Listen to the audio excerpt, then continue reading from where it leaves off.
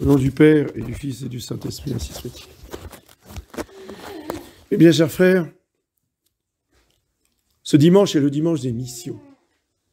C'est pour ça qu'on rajoute la magnifique oraison de la fête de la propagation de la foi, où on demande à Dieu d'envoyer des ouvriers à la moisson des âmes. Et autrefois, dans les paroisses, dimanche des missions, c'était l'occasion de faire une quête pour les missionnaires qui étaient en Afrique ou en Asie. Et on prêchait sur la vocation missionnaire et pour encourager les jeunes à aller à partir, soit en tant que religieux ou religieuses, soit en tant que prêtres, pour évangéliser ces pays païens. Et puis même ceux qui ne le demandaient pas, parfois étaient envoyés. Pourquoi? Parce que on était submergé de prêtres. Peut-être que certains d'entre vous connaissent l'hôpital de Plouguer-Nével, pas très loin ici, à côté de Rostronin. C'est un immense hôpital.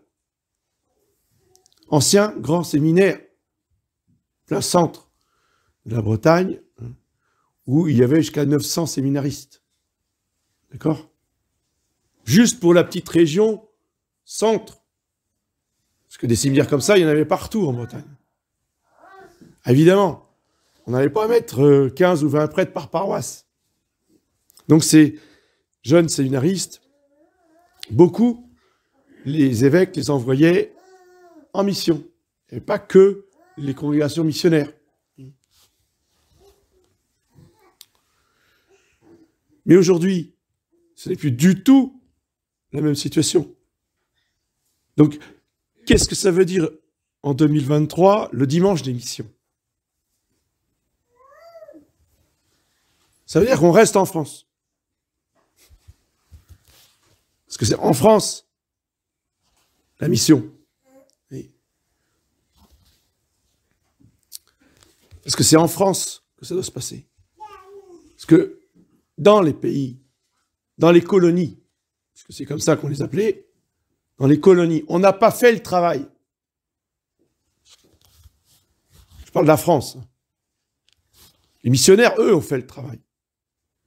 Mais l'État français n'a pas fait le travail. Au nom de la laïcité républicaine, n'a pas fait le travail. Donc, Dieu nous envoie maintenant les mêmes populations chez nous, à domicile.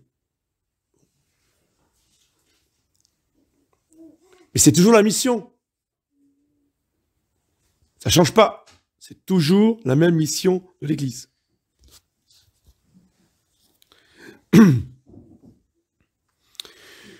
Il est donc important que nous prenions connaissance de qu'est-ce que c'est que la mission. Moi-même, je n'ai pas connu les colonies. Mais j'ai quand même assisté à des conférences de prêtres ou d'évêques, même dans les années 70, quand j'allais encore dans les paroisses, qui racontaient ce qui se passait là-bas. Alors même si aujourd'hui, c'est moins violent qu'au XIXe siècle, au début du XXe siècle, c'est quand même très très dur. Je vous conseille vivement de lire le tome 2 de Monseigneur Gaume, le traité du Saint-Esprit, où il cite de très nombreux passages des annales de la congrégation pour la propagation de la foi. Cette congrégation romaine, c'est elle qui était chargée justement de gérer tous les missionnaires dans le monde. Et donc, chaque mission faisait un rapport à Rome régulièrement pour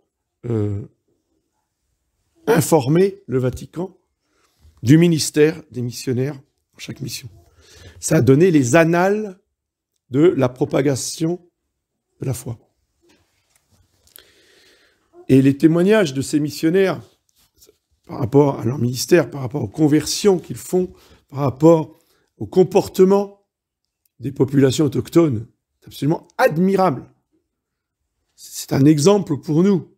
Et on a presque honte quand on lit ça, nous qui sommes catholiques de génération en génération, presque honte par rapport au zèle, à l'amour, à la ferveur, jusqu'au martyre de ces autochtones qui, attention, avant que les missionnaires n'arrivent, faisaient les pires horreurs qu'on ne peut même pas imaginer. D'accord ? Nos migrants à côté, c'est des enfants de cœur. Hein. Mais ce que faisaient les païens dans la jungle, etc., ou que ce soit en Afrique ou que ce soit en Asie, c'est absolument horrible. Eh bien, ce sont ces gens-là qui ont demandé le baptême. Et ce qui est magnifique, c'est de voir qu'est-ce qu'ils font après le baptême. Oui. Monseigneur Gaume nous dit que c'était des exemples de mise en pratique des fruits du Saint-Esprit. Oui. Et pour chaque fruit du Saint-Esprit, il raconte un exemple tiré de l'histoire des missions. Et je me rappelle un exemple en particulier, vous voyez. Ces personnes-là, de tous les âges, enfin, il y avait des adultes, il y avait des jeunes, il y avait des enfants, étaient tellement enthousiastes de découvrir la religion qu'ils étaient volontaires pour apprendre leur catéchisme par cœur. Et les missionnaires précisent, ils savaient tout par cœur, depuis la première leçon jusqu'à la dernière leçon, au mot près. Ça ne suffisait pas. Ils étaient tellement heureux de montrer, de prouver qu'ils connaissaient leur catéchisme, qu'ils faisaient des concours de catéchisme. Donc le missionnaire avait les candidats devant lui, il sortait une question et il devait répondre exactement, sans faire aucune erreur, la réponse du catéchisme. Et tous ceux qui faisaient une erreur, éliminés. Tous ceux qui hésitaient, éliminés. Restait à la fin le gagnant qui n'avait fait aucune faute, qui n'avait pas hésité et qui connaissait son catéchisme par cœur sur le bout des doigts. C'était ça, les missions, bien chers frères. Oui. Si je faisais la même chose, moi, je ne sais pas si ça suivrait beaucoup. Mais bon, eux, ils faisaient ça. Et ça ne suffisait pas. Parce que après avoir pratiqué avec beaucoup de zèle, grande ferveur, ils allaient jusqu'à la mort. Parce que, évidemment, entre l'État, la police, le clergé, que ce soit les bonzes, que ce soit les imams ou que ce soit les sorciers, tous ces gens-là avaient la haine de leurs anciens concitoyens qui devenaient catholiques et qui ne venaient plus chez eux. Donc, à chaque fois, ont été déclenchées des persécutions, des tortures. Vous avez à Paris le musée des missions étrangères, juste à côté de la rue du Bac. Si vous allez à la rue du Bac, il faut passer aux missions étrangères. Vous avez là un musée avec les instruments de torture et l'histoire des martyrs, que ce soit en Chine ou que ce soit dans d'autres contrées où les missions étrangères étaient très présentes. Et on raconte l'histoire de ces prêtres qui étaient des saints. Même si tous n'ont pas été canonisés, au moins c'était des saints. Et leur exemple, vraiment, est édifiant. Et aujourd'hui, c'est ce que nous avons à la maison. Voilà.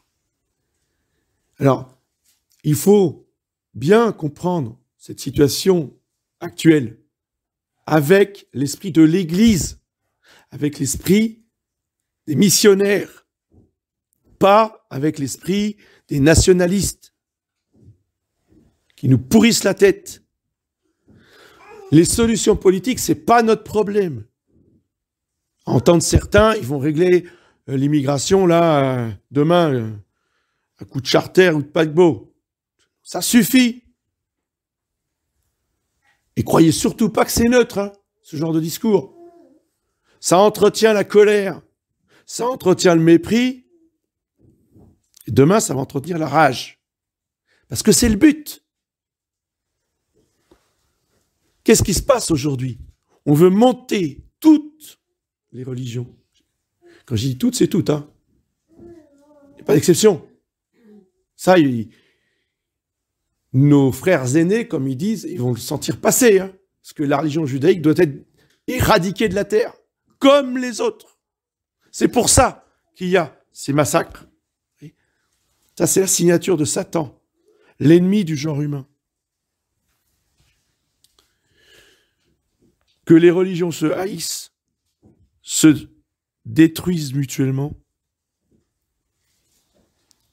pour laisser enfin la place au seul vrai maître, au seul vrai Dieu, qui doit soumettre toute la terre. J'ai cité Lucifer. On le sait, c'est le plan. La providence, fait toujours comme ça, hein, toujours fait comme ça, a permis qu'on découvre, qu'on apprenne le plan. En nous montrant le document, ça a été vrai des Illuminati. Je vous rappelle que c'est un accident. Le chef a été foudroyé. On a récupéré toutes les lettres de la haute vente. Comme ça. Ça a été dans des circonstances différentes qu'on a trouvé les lettres de Pike pour le plan de... si vous voulez, les étapes pour le règne de Lucifer. Et donc, il dit bien qu'à la fin, avant la Troisième Guerre mondiale, il y aura ce discrédit total des prêtres catholiques, cette destruction de toutes les religions, susciteront des conflits entre elles, pour enfin que Lucifer puisse régner sans concurrence. Évidemment que le démon ne va pas expliquer le règne du Sacré-Cœur de Jésus. C'est pas prévu dans le plan, hein, dans son plan. Nous, on le sait, que le Sacré-Cœur régnera malgré Satan. Mais, pour que le règne du Sacré-Cœur arrive, bien, il faut que nous ayons l'esprit, la ferveur des missionnaires. Vous voyez, que nous ayons cet esprit catholique de conquête pour convertir toute cette population. On ne convertira jamais tout le monde. Mais comme dans tous les peuples, il y a des âmes de bonne volonté ici et là. Et c'est de notre responsabilité de leur apporter la lumière de l'évangile de la paix. Parce que l'évangile, ce n'est pas l'évangile des guerres et des massacres, c'est l'évangile de la paix de Jésus-Christ. En ayant bien conscience que, oui, comme les missionnaires d'autrefois, nous serons peut-être amenés à être emprisonnés, à être torturés et à être mis à mort. C'est tout à fait possible. Mais cela ne doit absolument pas refroidir notre charité, refroidir notre zèle de faire connaître notre sainte religion, oui, et d'étudier déjà intellectuellement, de se renseigner sur le mensonge de cette religion démoniaque qu'est l'islam. Donc pour ceux qui ont Telegram, j'ai mis sur le groupe d'apologétique les conférences de M. Odon Lafontaine, qui sont remarquables et qui s'appuient sur des études universitaires tout à fait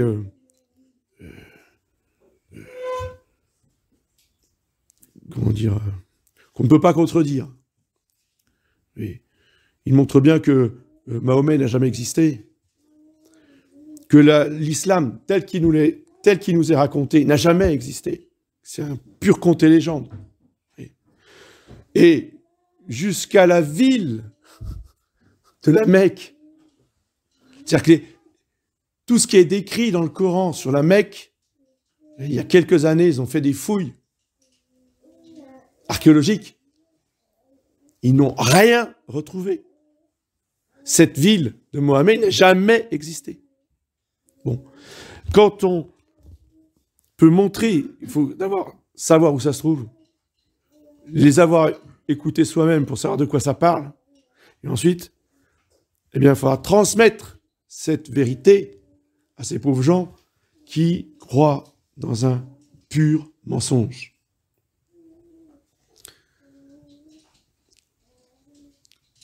Tout cela, évidemment, avec charité, l'amour de la vérité. Sans compromission, ça n'a rien à voir. Évidemment, nous sommes dans un autre univers, nous ne sommes pas dans l'œcuménisme. L'œcuménisme, c'est la destruction de la mission. Avec l'œcuménisme, il n'y a plus de mission. Parce qu'on ne convertit plus.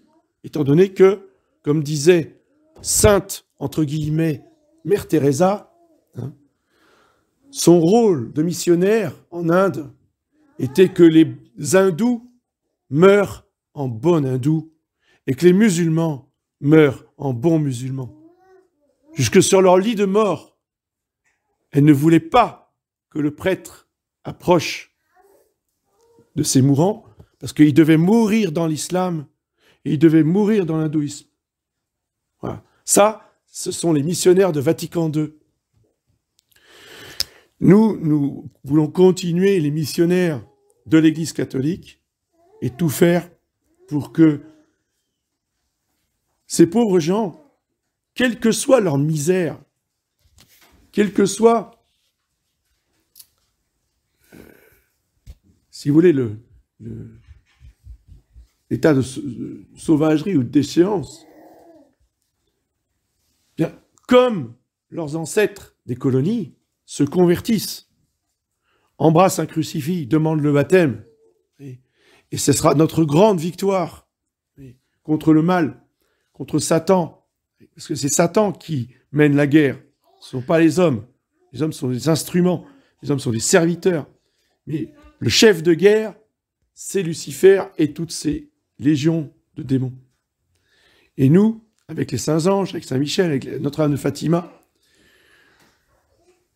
l'esprit missionnaire, eh bien, c'est de baptiser le plus possible de ces âmes-là, au moins